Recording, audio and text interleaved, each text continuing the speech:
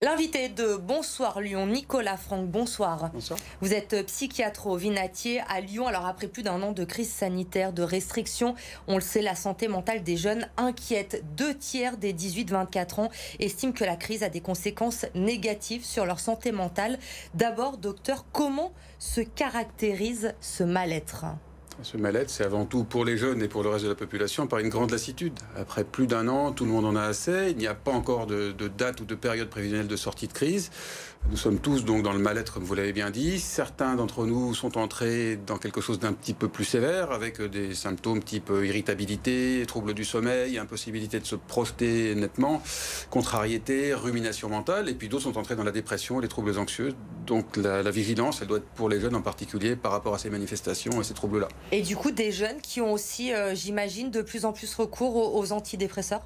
Antidépresseurs, oui, et puis benzodiazépines. Il y a une explosion des prescriptions d'anxiolytiques. Alors les antidépresseurs, s'ils sont bien prescrits, sont très positifs pour lutter contre les troubles qu'on a cités auparavant. Quand ils sont caractérisés, quand on arrive au stade de la dépression, pas auparavant, mais les anxiolytiques sont prescrits trop largement et sont source d'addiction. Donc attention à ces prescriptions-là, ça fait partie des effets collatéraux de la crise avec les addictions aux écrans, à l'alcool et à d'autres substances. On voit aussi chez les jeunes, vous parlez de ces addictions avec cette crise sanitaire, je pense notamment à l'alcool, aux drogues. Ça a augmenté également cette consommation chez les jeunes ? Ça a augmenté, et ça on l'a remarqué dès le printemps 2020. On a fait une enquête en population générale dès le mois de mars 2020 et à ce moment-là, il y avait une explosion de la consommation d'écran bien sûr et des signes d'addiction aux écrans chez une personne sur 6. Et puis de très nombreux Français avaient augmenté leur consommation d'alcool, certains avaient perdu le contrôle, ou de cannabis ou d'autres substances. Donc ça on l'a vu très tôt parce que les gens qui sont désœuvrés, qu'est-ce qu'ils font ? Ils s'occupent comme ils peuvent, ils consomment des écrans, ils consomment des substances ou ils discutent quand ils sont à plusieurs, mais s'ils sont tout seuls. Voilà. Alors le conseil scientifique estime que les hospitalisations des moins de 15 ans en service psychiatrique a augmenté de 80%. Vous faites le même constat au Vinatier ?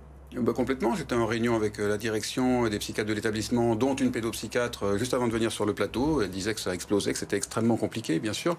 Non seulement les moins de 15 ans, mais toute la population. Nous sommes complètement débordés. Nous n'avons pas les moyens de répondre à un afflux de personnes en souffrance tout à fait considérable. Oui, effectivement, parce qu'on s'intéresse aux jeunes ce soir, mais c'est un phénomène qui touche toute la population aujourd'hui. Toute la population est en souffrance et moi je pense en particulier aux personnes les plus âgées qui sont restées chez elles depuis plus d'1 an, qui n'ont pas mis le nez dehors et qui ont beaucoup perdu en termes de capacité à aller vers l'autre, en termes de capacité à s'intéresser au monde, qui se sont recluses et qui ne vont pas rebondir aussi facilement que les jeunes. Les jeunes ont beaucoup souffert, ce ne sont pas des victimes de l'épidémie mais des mesures prises pour lutter contre l'épidémie. Ça, ils l'ont bien dit, ils se sont révoltés pour une partie d'entre eux, pas tellement violemment en France, en tout cas ils se sont sentis maltraités par rapport à ça. Mais les personnes âgées, elles sont à la fois victimes de l'épidémie, puis à la fois particulièrement victimes des mesures, donc il faut aussi penser à elles. Alors quand on est parent, quels signes doivent nous alerter aujourd'hui ? J'entendais sur un autre plateau l'un de vos confrères qui expliquait que le problème avec un adolescent, c'est qu'il n'exprimait pas son mal-être, mais qu'il le montrait simplement. Mais complètement, et puis d'ailleurs c'est quelque chose qui va au-delà de l'adolescence. Dans le domaine de la santé mentale, ça n'est pas parce qu'il y a une difficulté qu'il y a un besoin de soins, qu'il y a une demande de soins. Si vous avez des lésions cutanées, vous allez voir votre dermatologue. Si vous avez des douleurs précordiales, vous allez aller voir votre cardiologue. Mais si vous vous sentez triste et incapable d'affronter l'avenir, vous risquez de dire « Ah ben non, je ne suis pas assez forte, je dois prendre sur moi » et de ne rien demander. Car c'est encore plus particulièrement marqué chez les adolescents, mais c'est quand même un constat qu'on doit tirer très généralement pour la santé mentale. Donc qu'est-ce qui attire l'attention ? Eh bien, le fait que cet adolescent ne sera pas comme d'habitude, ne sera pas capable d'affronter finalement son quotidien, n'aura plus envie de rien. Enfin, des manifestations de rupture, c'est ça qui est particulièrement intéressant. D'isolement aussi peut-être ? D'isolement, de rupture, d'incapacité. Donc c'est tous ces changements brutaux qui sont non expliqués par des difficultés relationnelles avec les parents qui vont inquiéter.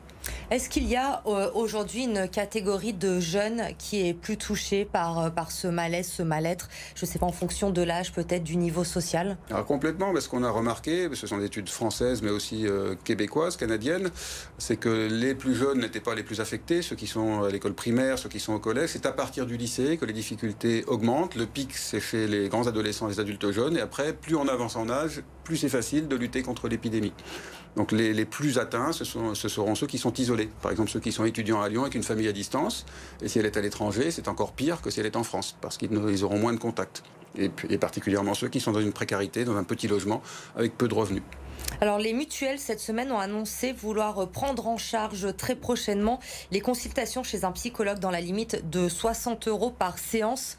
C'est une bonne chose, j'imagine, c'est quelque chose que vous approuvez? Une excellente chose, c'est ce qu'on demandait depuis des années, donc je suis effectivement très content que ce soit fait enfin cette année. Puis 60 euros, ça paraît un tarif très correct pour la plupart des consultations par un psychologue. Mais aujourd'hui, aller chez un psychologue, évidemment, c'est très important. Mais est-ce que les Français, les Lyonnais, on est à Lyon ici, arrivent à faire cette démarche? C'est pas quelque chose de facile de se dire j'ai besoin d'aide, oui, je vais prendre rendez-vous pour voir un psy. Ça devient de plus en plus facile, mais tout le monde n'est pas capable de faire cette démarche parce que, comme vous l'avez dit auparavant, certains ne vont pas remarquer qu'ils ont des difficultés. Ça veut dire qu'il faut les accompagner vers la prise de conscience qu'ils ne s'en sortent pas et qu'il faut qu'ils soient aidés.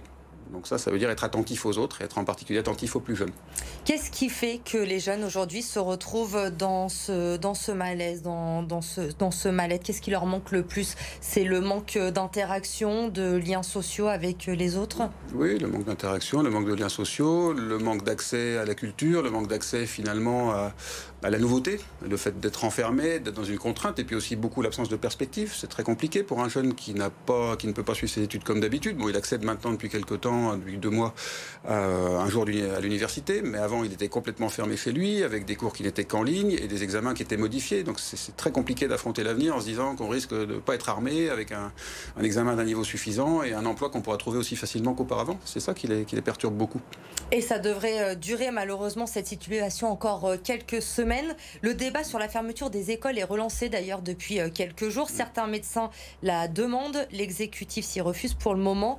Ça aurait des conséquences dramatiques, évidemment, de fermer les écoles de nouveau aujourd'hui. Tragique, surtout pour les plus petits, avec des pertes de chance considérables pour certains qui n'apprendront jamais à lire correctement, pour ceux qui sont en CP, ceux qui sont en CE1 qui vont renforcer ses acquis, ce sera également très difficile. Et même pour les plus grands, parce qu'ils souffrent énormément de la rupture avec leurs camarades. Ils ont besoin de socialisation de manière majeure. Donc oui, évidemment, il ne faut pas fermer les écoles.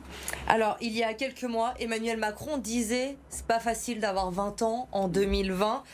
En 2021 non plus, c'est toujours pas facile. Quel conseil vous pourriez donner ce soir aux jeunes qui ne se sentent pas bien? Comment les aider à tenir? Eh bien, il faut qu'ils affrontent à plusieurs la crise actuelle et puis qu'ils se projettent à plusieurs dans l'avenir, c'est-à-dire restaurer leur instinct grégaire. Si ça n'est pas en présentiel, en tout cas à l'intérieur, ce n'est pas possible, mais à l'extérieur, c'est possible, même en période de confinement, avec les modalités du 3e confinement. Donc ça veut dire interagir avec les autres, regarder les difficultés l'un de l'autre et puis voir comment on peut s'entraider pour surmonter cette difficulté et se projeter plus loin. Et puis si on ne se sent vraiment pas bien, si ça ne suffit pas d'être épaulé par ses camarades ou par sa famille, il faut aller consulter quelqu'un, comme vous l'avez évoqué auparavant. Merci beaucoup en tout cas Nicolas Franck d'être venu ce soir pour nous parler de la santé mentale des jeunes donc dans cette période qui est si compliquée. Merci à vous d'avoir été notre invité.